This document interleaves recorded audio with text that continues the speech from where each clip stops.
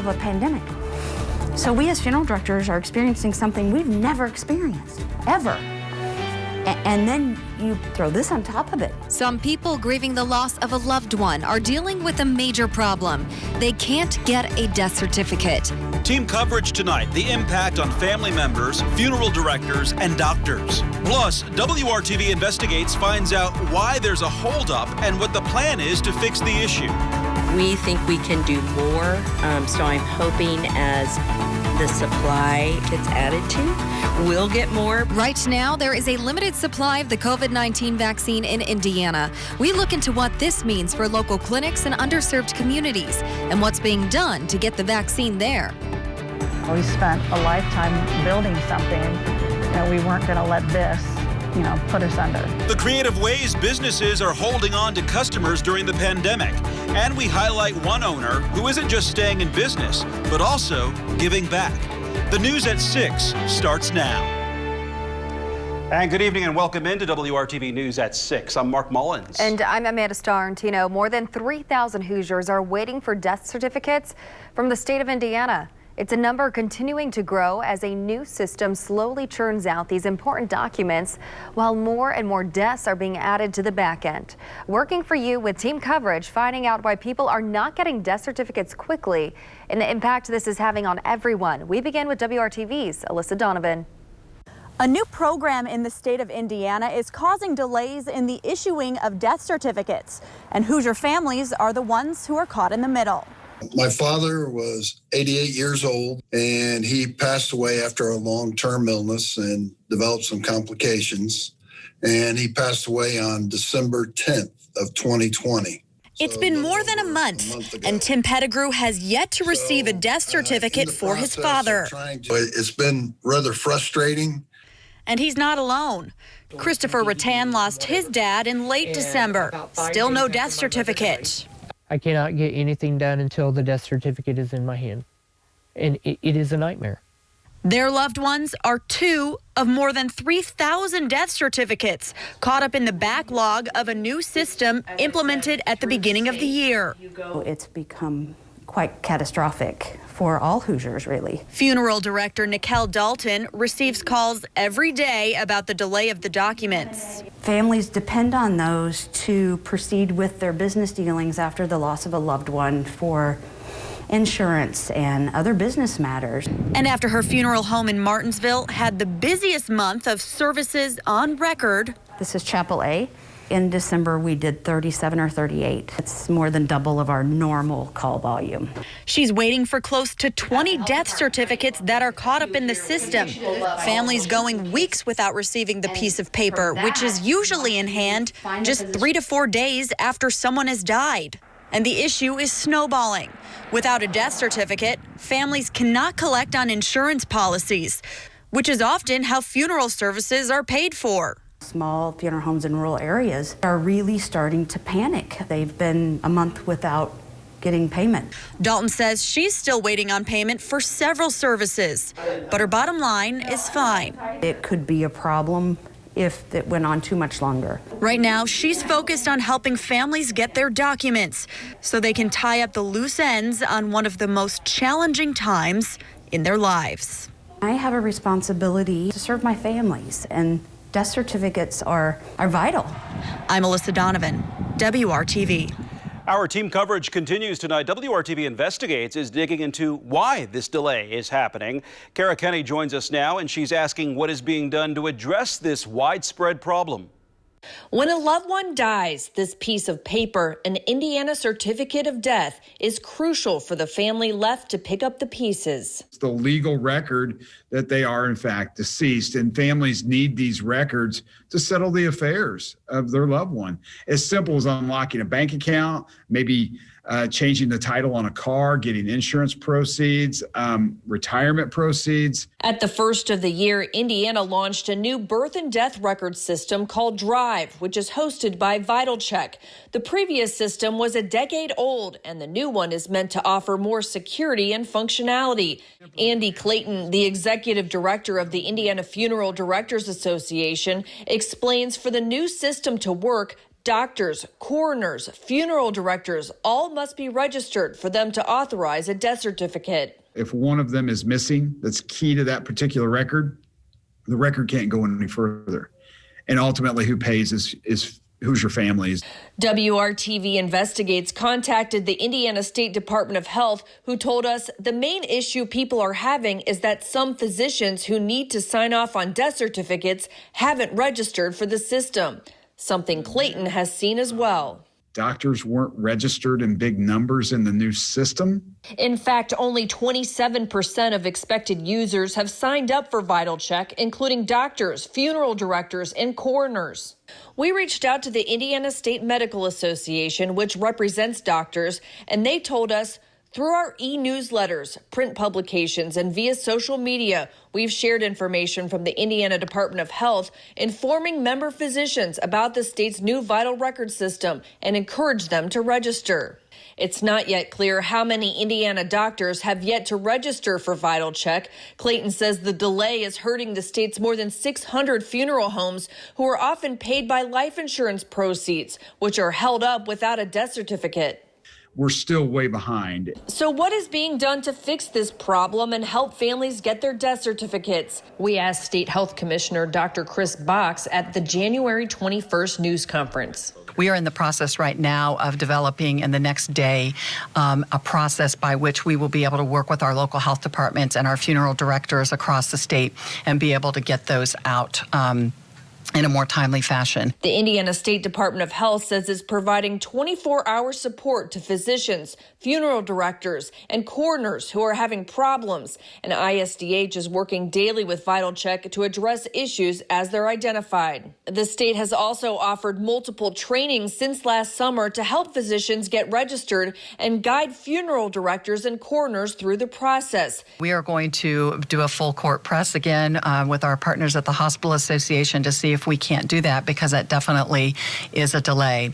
And so we're working to address all of that and feel like in the next week or two we'll have those kinks worked out. If you're having trouble getting a death certificate, you can work with your funeral home director. Contact the State Department of Health or your legislator. Working for you, Kara Kenny, WRTV. As you know, if you were out at all today, it never really warmed up. These are the high temperatures, not our current, but high temperatures, 33 in Indianapolis, 34 in Lafayette. I show you these to set the stage. First, to show you that we've already dropped considerably from that. Indy's at 27, 25 in Lafayette. The air is very, very dry. Maybe you've felt the static electricity as you take off your coat, for example, and that will allow temperatures tonight, the air being dry, to drop all the way close to the single digits in some spots. 10 in Kokomo and Frankfort, 11 Lafayette and Logansport, the metro area 13. Our coldest temperature so far was Christmas morning at 10. And so we'll be close to that. What changes for the second half of the weekend and why it's a more active pattern coming up. As the state continues to vaccinate Hoosiers 70 and older, as well as healthcare workers and first responders, WRTV is checking in with local healthcare centers to see how the process is going. The state health commissioner said yesterday they are allocating vaccines based on the supply we receive from the federal government. Our Stephanie Wade sees what it's like for a local clinic working in underserved communities. Soon, these chairs will be filled with patients awaiting their vaccination come Monday. Right now, we are at the Raphael Health Center on the north side. It's set up for 4 weeks and it looks full. 4 weeks worth of patients have been scheduled out. The vials have arrived, and folks here at the Raphael Health Center are ready to begin vaccinating on Monday. We know that there are times when people won't get here. So we've actually started a call list to make sure we can get every dose in every arm. Located in the Midtown area on the north side of Indianapolis, this community-based health center will serve anyone who walks through the door, regardless of their ability to pay. If a patient had to take 3 buses and spend their whole day trying to get somewhere else, these access points are critical. Centers like these, the CEO says, with 37 locations serving 600,000 Hoosiers across the state, are safety net providers, delivering care to areas that don't have access to it.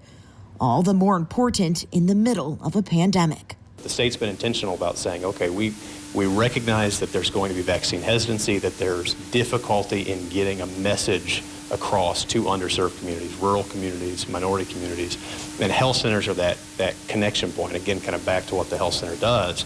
They're based in the community and they're driven by the community, and so there's a natural trust there. And so to reach underserved areas, the state recognized very appropriately that health centers are that vehicle to make that connection point. Sherry Gray says they filled out some forms for the state health department when allocating vaccine supply. The state also looked at how many people they vaccinated for the flu and other illnesses.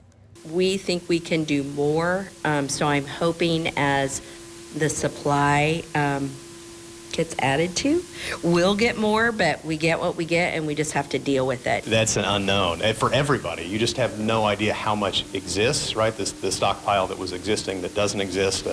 You have maybe an estimate of when you're going to get them, but you don't know, and that makes it all the more difficult. No liquid gold, as it's been commonly referred to, will be wasted, they say. People in the neighborhood have already started signing up for the call list, and they've asked staff not to schedule their vaccine in case someone doesn't show up that day. So we have to be really careful about how we give those shots because we want that second shot to happen. So we can't overdo it. So yeah, it's quite a challenge. Balancing act. Balancing act, you're right. Stephanie Wade, WRTV. The Raphael Health Center also does behavioral health care, dental services, and optometry. They also have a lab and legal clinic. If you are uninsured, underinsured, homeless, or have a great insurance plan, you will be served. A small drop in new COVID-19 cases and new coronavirus-related deaths. Today, the Indiana Department of Health confirms 3,560 additional COVID-19 cases.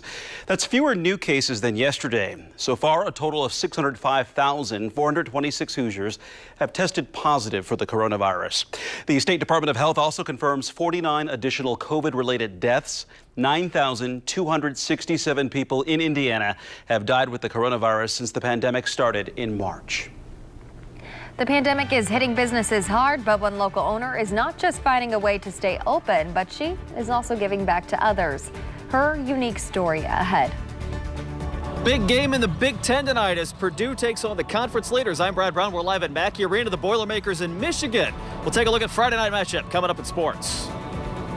And a wintry mix for Sunday. We'll get into the timing, potential impacts, and look ahead to next week coming up.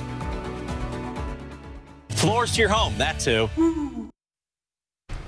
Throughout the pandemic, WRTV has been committed to highlighting local business owners and who have gotten creative and found ways to keep their doors open. WRTV's Megan Sanctorum visited Chef Suzanne Catering today and found out how the Fishers-based business is not only staying open, but continuing to give back to others as well. This will be tomato basil soup. For Suzanne Rockwell, making a living cooking for others is a dream come true. It's almost like I don't want to say a form of motherhood, but you're nurturing their soul and you're feeding them. After working a corporate job for years, Rockwell decided to make a change. She used her business background to open Chef Suzanne Catering in 2009, and business was booming. We had finally paid off all our corporate loans, and we were just, I'm thinking, oh, I'm there, we're there. Then the pandemic. One by one, the events kept canceling. Hundreds of thousands of dollars in expected business gone. You cry for a day or two, and then you just got to figure it out. My husband and I reached into our 401k. We applied for any kind of assistance that the government had, the PPP, the EDIL, anything that would help us get through. That and a lot of hard work has gotten them through. The catering company already had this drive-up hut location in Geist for fresh and fast to-go meals.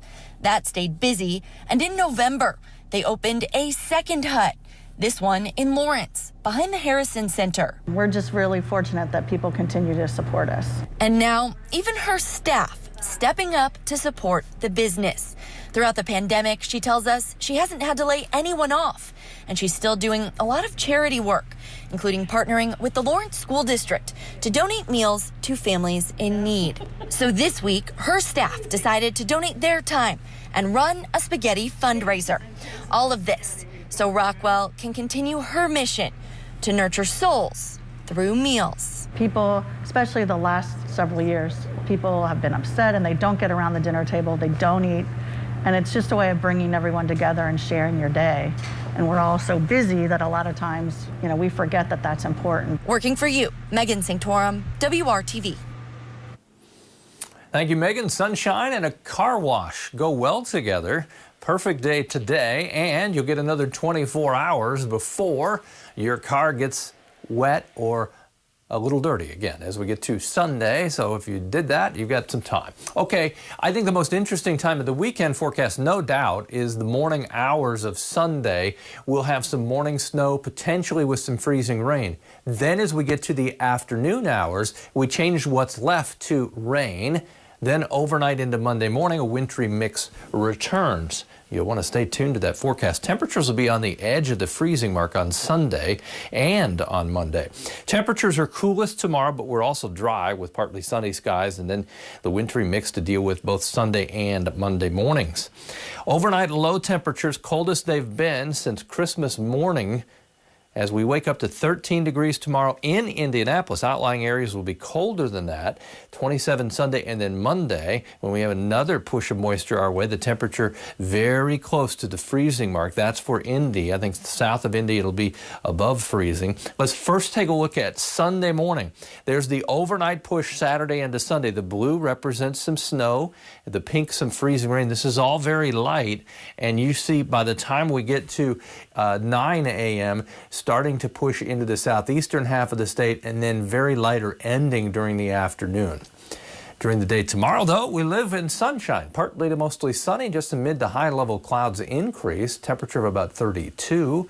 Sunday temperatures will help any wintry mix become just plain rain, 38 for the high. As I mentioned, then the next system, Sunday night into Monday, comes from the southwest. See it from St. Louis to Evansville.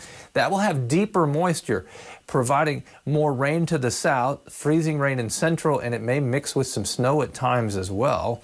Next week, temperature on Monday warms to 38. Then another system Monday night into Tuesday. That's what I mean by an active pattern. We play it out. Temperatures are in the 30s for highs, in the 20s for lows. So right now we'll take it one step at a time. Sunday morning, the first tricky time period. Well, the Boilers will have to be careful tonight. A big game in Mackey Arena. Here's Brad Brown. Kevin, indeed. Yes, Kevin set it up for us just right. The conference leaders are here tonight at Mackey Arena.